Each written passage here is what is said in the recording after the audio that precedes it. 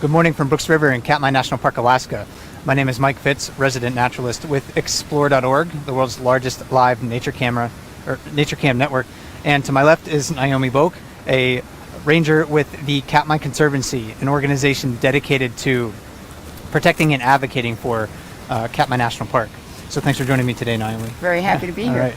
This is a live chat. We're going to be talking about one aspect of the bear world, their methods of living within a hierarchy and how that affects their evolution and the behavior that we see here at Brooks Falls. This is a very interesting time of the year to watch bear cam because there's a lot of stuff going on. The bears are getting their first substantial meals of the year so far. It's the tail end of the mating season, which is a short 6-week window where bears have to find and secure access to mates. And because of all of these things happening at Brooks Falls, we see a lot of bears interacting with one another. And you may be wondering at home, well, why does a certain bear just feel like he can mosey on in and shoulder all the other bears out of the way? Why do some bears yield?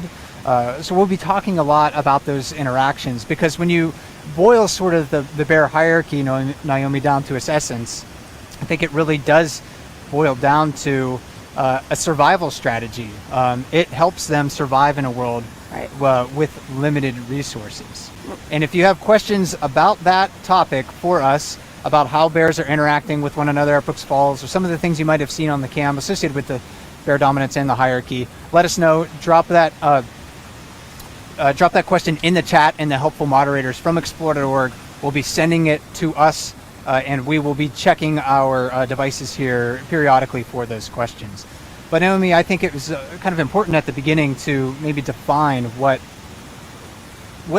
is dominance. How does that, what do we think of it in the human terms, and how does that maybe apply to bears? Right. Well, today we're really talking about dominance and hierarchy here at Brooks, where everything is condensed and bears are in a small area. Being dominant and being top of the hierarchy here at Brooks for brown bears is not like being a CEO or a general in our world. You can't just tell another bear can't just tell another bear, do this, do that, or give an order. So it really is about relationships and communication. And if you think about what's important to brown bears here, there are really 3 major things. And one is eating as much as they can and storing up fat so they can go without eating for 6 months until next spring. And the second thing is they want to do that with the greatest of ease. They want to spend as few calories as they can in doing all that eating. And third, they want to reproduce. So in order to do those things with ease, not good if they're fighting with each other all the time. So the dominance hierarchy really establishes that. And last night at the falls, it was such a good example of that. Mike and I were here, and to me it was like a beautifully choreographed ballet. It was the dance of dominance, and there were a lot of bears here, not that much fish, and there really was, I saw no fighting except for a bear that wanted to steal fish from another bear. So that seems to me, Mike, that it involves a lot of communication and posturing that must have evolved over a long period of time. Can you tell me more about that? Well, a lot of times people describe brown bears as being a solitary species, and while that is true in a certain sense, they don't live completely solitary lives. And bears evolved again in habitats with limited food resources, and that's even true here at Katmai. Even though these brown bears are living large compared to some bears in North America, I mean, these bears have a lot of food available to them. They have limited food resources, so over time they've evolved communication strategies and a hierarchy to help them determine with who really can gain access to those food resources with a minimal amount of conflict. Now, they do have a lot of conflict between one another. You'll see a lot of bears at the waterfall with scars and wounds, so it's not like they don't fight. They certainly do, but the hierarchy was something that, and their social structure was something that evolved over time to help lessen those physical conflicts. Right. So I assume that bears really don't want to fight if they don't have to. Is that right? That's the impression that I get too. You just watch the bears at the waterfall. Most of the interactions that I see between bears when I'm taking notes are just avoidance interactions. So a smaller bear sees a bigger bear approaching it, and it just says, hey, you're too big for me. I need to back off and give you space because it's not worth it. I may get injured. Even though you might be bluffing me, you're still bigger than me, you're stronger than me. So those smaller bears, again, they're smart animals, they're mindful animals. They know when to back off and when to pick their battles. So what gives a bear an advantage in being more dominant or higher in the hierarchy and having an easy time for all those objectives? It's generally size.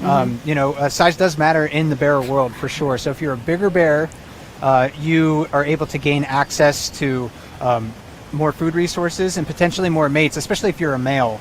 And that might be one of the things that that determines why males have evolved to grow so much larger than females. We see a great deal of difference in size between adult males and adult females. The biggest adult males here are twice as big as the largest adult females. That's it. So that's a huge size discrepancy, several hundred pounds. So if we have 1,000-pound male here in the fall, the biggest females that we might have 600 pounds at most. So that size difference confers many advantages. It allows those big males to go to the waterfall, for example, right here, or another food resource, and basically know that he can have almost free, unrestricted access to those food resources, and if he's competing for mates too. Yeah, right. Yeah. And also, I would think for females, when they can get really big and fat, it allows them to have the implantation and really become pregnant. So, but I also have a question. We see here at Brooks Falls that sometimes the most dominant bear is not necessarily the biggest. So what else besides size matters? It's disposition. So you have to, you can walk the walk, but can you talk the talk, so to speak? Right. I mean, at some point, some other bear's going to challenge you, and you're going to have to back up your threats. So if you're walking into an area as a big brown bear, and like 856, we'll talk about him just a little bit. But if you're like 856 and you walk into an area and you're acting like, hey, I'm a dominant animal, and I'm challenging you, I'm looking at you, and I say, you're going to back off. You need to be able to back that up from time to time. And he's a very assertive bear. He's probably also very good at fighting as well. We don't really see other bears challenging him, and when he does get into a physical confrontation, he's often over the past decade, he's been the winner. So I think disposition and fighting skills can play a large role in that as well. Yeah, and I've just noticed in my watching here is that 856, last night, whenever he's here, he can just stroll into the jacuzzi. He's established his position, and he's not really having to do much or expend much energy except to fish. And the rank is fluid from year to year as well. Mm-hmm. So it's not like 856 gains that rank and he just holds it forever. I mean, he's constantly on the lookout for challengers. He's constantly maintaining that rank. So it can change really from day to day and year to year. We talked about, some of the things that help us to understand, why a bear would want to rank high in the hierarchy, but we haven't really talked about who ranks high in the hierarchy. Just mentioned 856, one of the largest adult male bears here at the river, and he's not here right now, but if he wanders on in, we'll try to point him out for you so you can get an understanding of his size and a little bit of his behavior. But adult males rank at the top of the bear hierarchy. They are the largest of the brown bears, and again, you can almost predict where a brown bear is going to fit in the hierarchy just based on their size alone. Adult males at the top just because they're so large. In fact, the one big adult male that we have here at the waterfall right now, number 32, Chunk, he is quite dominant just because overall he's really, really large. And I want to point out one thing that you've always said about watching 32 Chunk is when he was a lot younger and he was playing and friendly, Mike was always saying that 32 is one to watch because he's going to be a really big bear, which means that his place in that fluid hierarchy is going to change, and it did. Yeah, his priorities have shifted as he's grown, and we can expect that with some of those younger males, younger adult males that we see right now that are almost like happy-go-lucky dudes. You know, they're just out there, they're trying to gain as much weight as they can, but they're still playful. Than he even 856, I saw him play with bears when he was younger as well. So, and if you're just tuning into the bear cams like last year, for example, it's really difficult to imagine a bear like 856 playing with another bear, but he certainly did do that in the past. But just underneath the big adult males is another class of bear that also ranks very high in the hierarchy. Yeah, that class of bears is sows or females with cubs. And anyone who's watching the bear cams in the last few years saw 128 Grazer when she had cubs. And if you want a background on 128 Grazer, Mike did a profile for Explorer on Grazer, and you can find it on Explorer, and it gives you her history. But when she had cubs, any male boar in the wrong place at the wrong time got challenged by her. And I saw her challenge 856, 747, the really big guys here. And even Otis, just being in the wrong place at the wrong time, minding his own business, got challenged by her. And what that did was that allowed her to multitask like human mothers, to take care of her cubs and fish in her preferred feeding spots. So sometimes a mother with cubs is really up there in the hierarchy, and again, able to meet those 3 goals, and with sows with cubs, 4 goals, with greater ease, and get fat and survive. And so then there are females without cubs. How does that go, Mike? Right, and within each, sort of like class of bears, there's like a mini hierarchy going on. It happens with the adult males.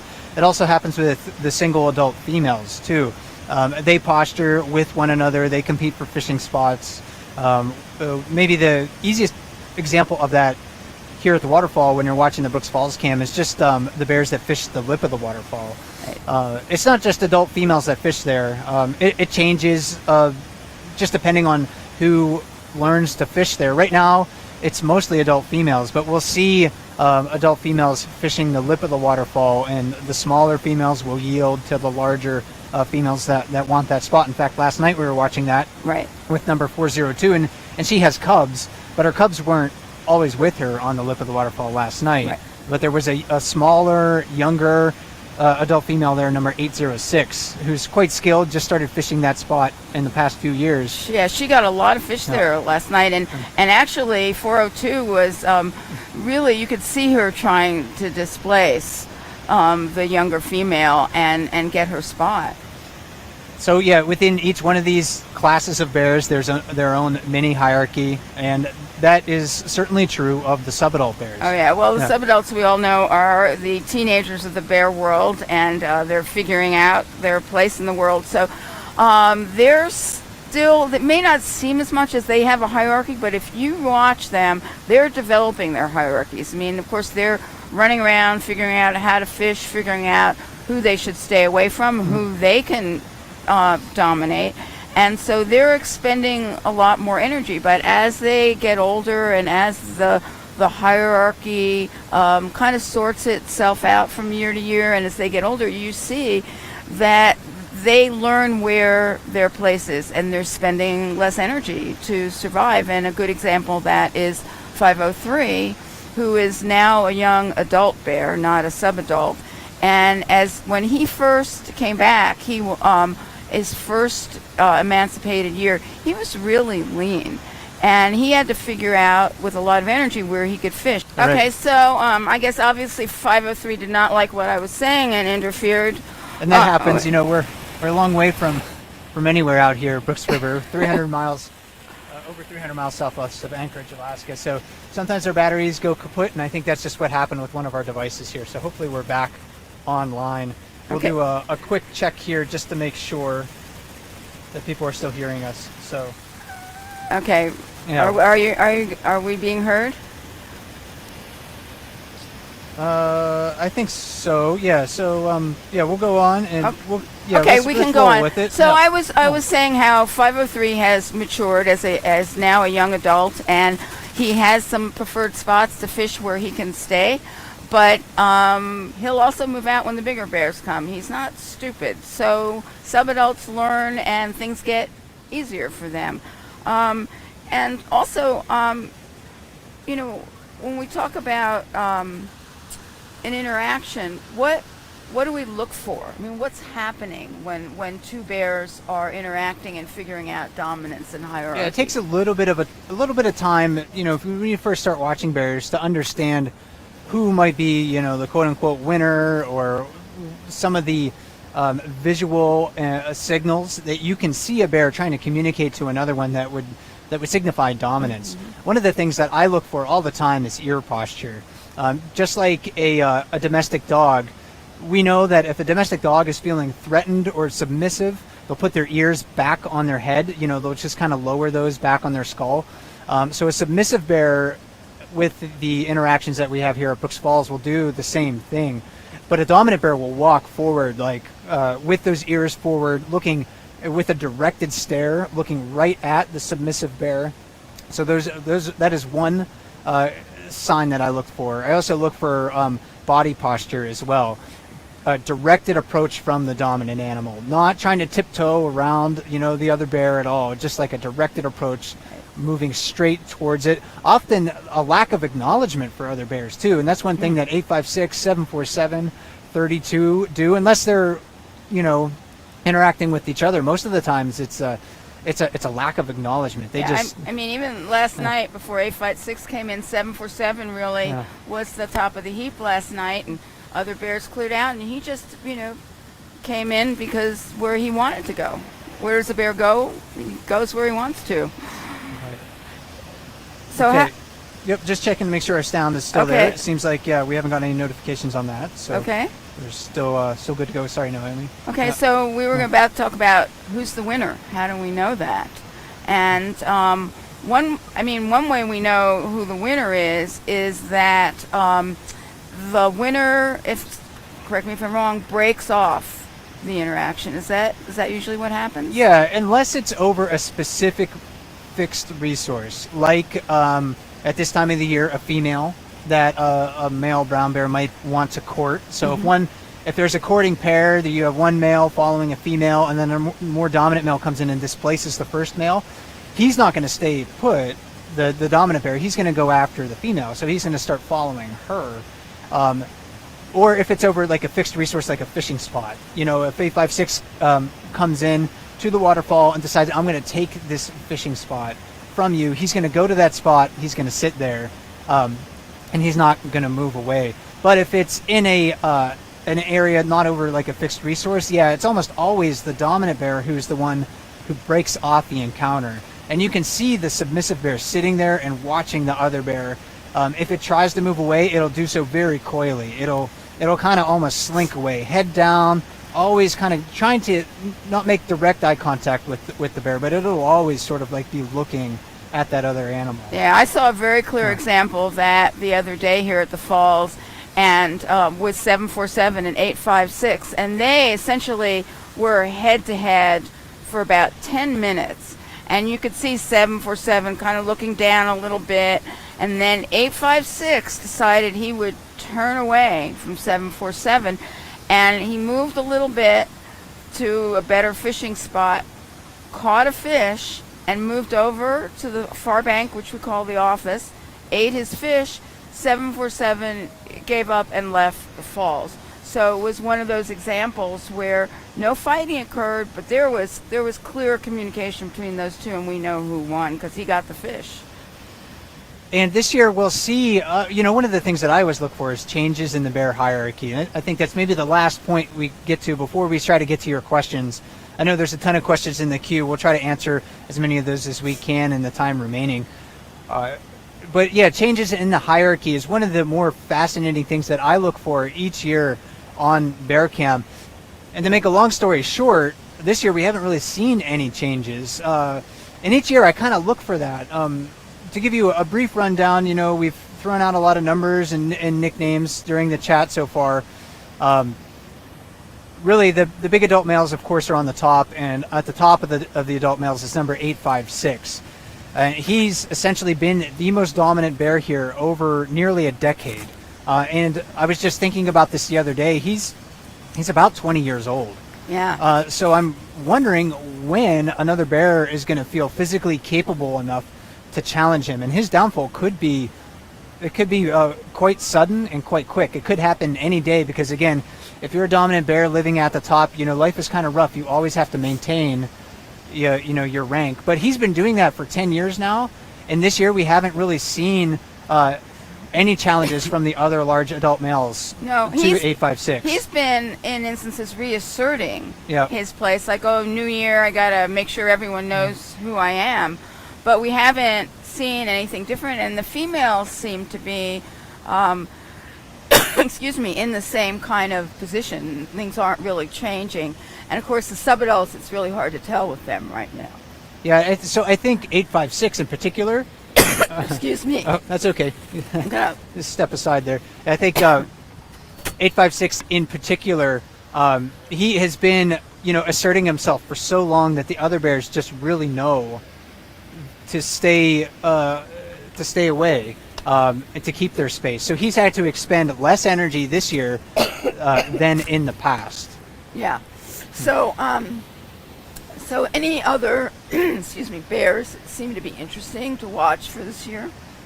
Well, I like to watch those younger adult males to see where they fit into the bear hierarchy. Number 503 is still very young. He's only about 6.5 years old this year. So a pretty young bear coming back to Brooks Falls. Lean and lanky, has a ton of growing to do. It doesn't look like he's really going to ascend the hierarchy this year, but he's one of those bears that I watch year after year to see where he's going to, how he's eventually going to fill into his body and mature, and when are his priorities going to change from just being playful into being more assertive, perhaps, and maybe looking for more mating opportunities. Now, I have a question for you. What about those bears in the middle of the pack? I mean, they seem to do pretty well. And I guess they're not challenging the bigger bears, but anyone in the middle of the pack that you're watching, like maybe 151 Walker or Backpack, who's now here in July? Yeah, those bears are always interesting to watch too. I mean, they're always there, but they don't seem to necessarily try to assert themselves around other bears. It seems like their disposition is one where their size gives them that advantage to be, to rank fairly high in the hierarchy just because they're so big. But then but they don't have necessarily the great size or the high level of assertiveness and aggressiveness that would allow them to displace other bears frequently. So I think once they kind of reach those middle teenage years, like Backpack is right now, he's a teenager. He's 13, number 89. Yeah, I wouldn't expect to see him necessarily become a hyper dominant bear in the near future, because 856 by his age was already kind of at that point. So I think once they kind of reach those young teenage years, you kind of have a pretty good idea of maybe where those bears are going to fit in the hierarchy for the rest of their lives. Yeah. Number 634, Popeye too, another very conspicuous bear this year. He's been fishing the lip of the falls a lot. He's about 20 years old, and he's never really been one of those super dominant bears on the river. He's just kind of, been in the middle of the pack for those adult males.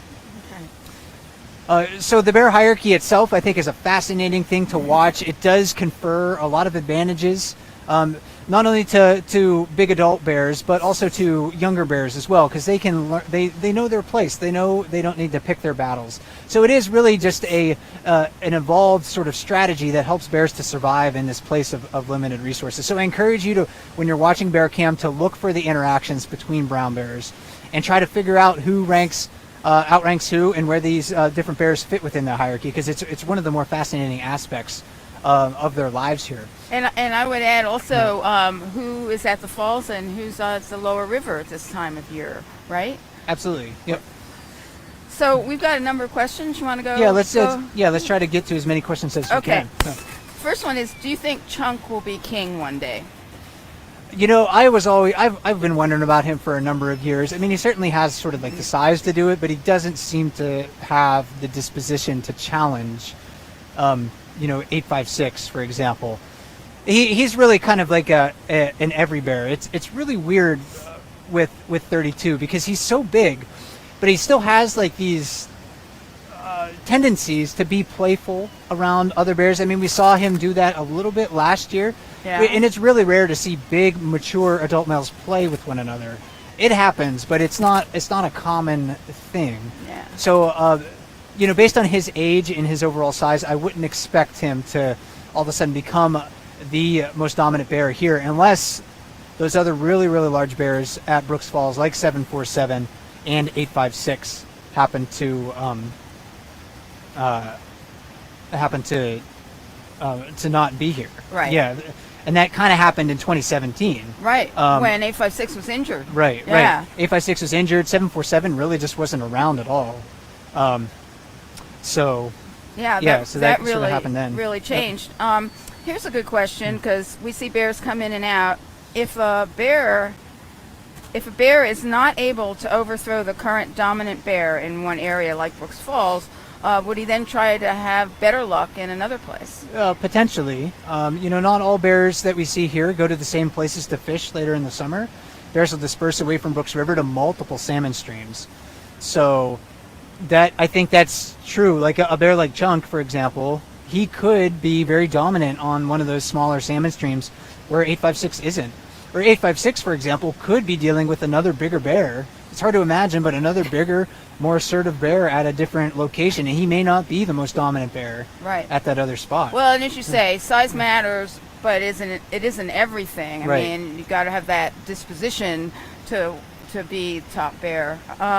So there was a question about Grazer. Okay. Someone wondering if Grazer's ferocity as a mom moved her up in the hierarchy at all, so she is higher in the hierarchy now. Well, she's near the top of the adult females within that hierarchy, but I haven't seen her, challenge any of those adult males this year, and there's really no reason for her to do so. I think those adult males just realized that she really was willing to back up her actions through physical attacks.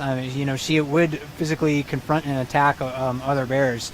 So they saw that when she had cubs, but she doesn't really need to do that right now because she doesn't have those offspring to protect. So she ranks very near the top of the hierarchy for adult females. She's a big adult female. She's not a small girl at all. So she has the size to sort of back things up if she needs to, but she doesn't need to since she doesn't really have cubs. She seemed to be, this year I see her fishing in a number of different places, although the other day 856 was in the jacuzzi and she was fishing way downstream in the riffles. Safer place to fish, don't have to worry about the big dominant bear. Let's see. Who is the biggest bear you've seen here? 747. Like, there's no doubt. 747. He's the biggest bear I've ever seen. Yeah. And that number, in case you're not familiar with that bear, it was a bit prophetic. He was actually given that number randomly when he was a young subadult bear. So an immature bear experiencing life of independence for the first, time. He wasn't very old.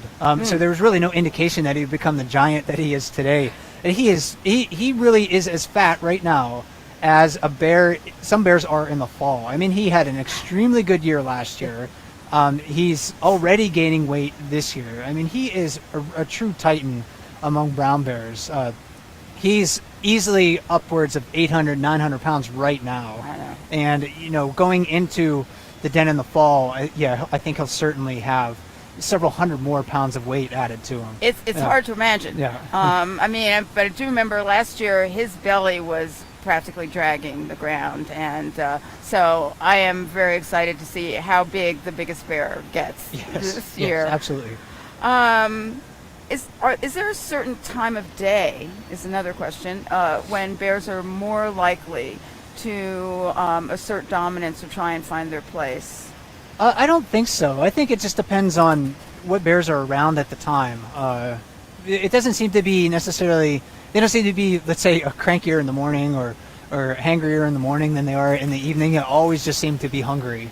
They always seem to be willing to try to get to fishing spots. I think we're about to be upstaged by 856. Oh, is he here? Yes, he's is he coming? Okay. Coming through behind us. So, and I can answer one of the questions, which is, have you seen Otis? And no, we haven't seen Otis yet. So maybe that's one of the things we'll break off. Let's get out of the camera frame here, Naomi, and our help for camera operator here, John, will maybe jump up if he can get a view of 856, and he may go right over and challenge number 32. Number 32 has been having a good morning fishing, but we'll see how he reacts to the approach of 856. But look at this right now, 856 directed approach at 32, ears forward.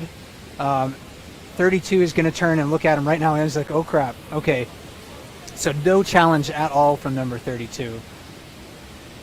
And again, this is just 856 asserting himself once again over this potential rival here at Brooks Falls.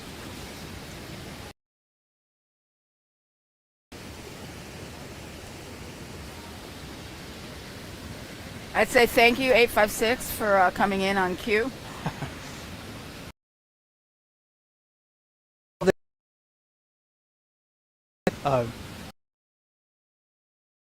May happen short and walks away, not look at him cowboy walking. Yeah, posturing on the island, and that's actually something that we forgot to talk about. Right. Was that sort of that exaggerated gait, stiff-legged gait with their rear legs? That's called cowboy walking. He's probably urinating on the ground, so leaving a scent trail for other bears to know that he was in the area. Number 32 just standing there, watching, looking for an opportunity to break away. And he didn't get to finish his fish, right? He had to leave his catch behind. So yeah, this is just a perfect example of how a dominant bear asserts himself over a subordinate bear, and how a dominant bear maintains his rank within the hierarchy. And here, that yawn, what does that mean? Sometimes that's a sign of tension. I think sometimes it means they're tired too. But often when they're interacting with other bears, it's more often a sign of tension.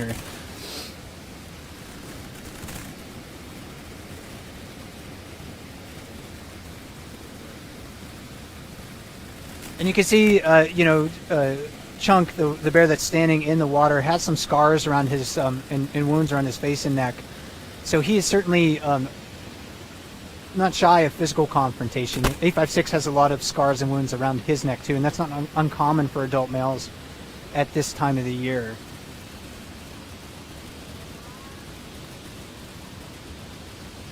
Yeah, Chunk has his head lowered, but he's really not taking his eyes off of 856 at all. Right. Yeah, he's just watching to see if 856 is going to challenge him once again. 856, for the most part, after that that brief little charge, has been ignoring number 32. I mean, he's certainly aware of 32, watching him, and then just sitting down and looking at him. He was also, 856 was also licking his lips. Is that another behavior that's common? I don't think so. I think that's just something that he does. Okay. I am not really sure why. Not all bears do that. So again, this reminds me of the behavior of the other day with 747, which was this sort of face-off lasted for a while. And you can also see 856 has his ears pointed forward, like you mentioned before. Yep, and Chunk right now is not feeling, super threatened. His ears aren't back on his head.